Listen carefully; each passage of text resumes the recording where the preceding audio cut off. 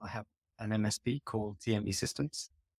We're looking to break the £10 million revenue in the forthcoming year. We've been growing quite successfully over the years, but the net profit that we've been operating at hasn't been up with market standards. So we wanted to recognize why. We operate quite well as a team internally, but we wanted an external perspective with someone with a lot of experience in the MSP industry to benchmark what we're doing against others.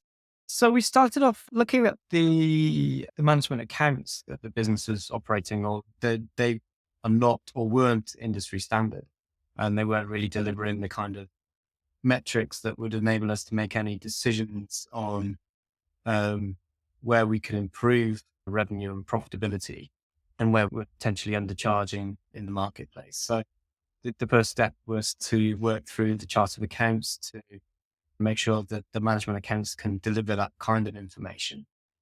It's paid for itself tenfold in doing that immediately, because it brings immediate clarity as to where maybe the problem areas lie.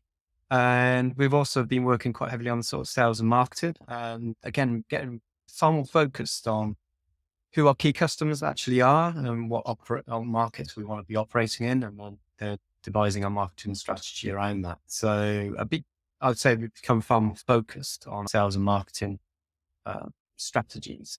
And also Adam has given us an idea of the common metrics in the industry. And so very easily benchmarking ourselves against other comparable companies. So they're the benefits so far, but yeah, got a long way to go as well. It's been really useful having an external perspective in our strategy meetings and with the leadership team.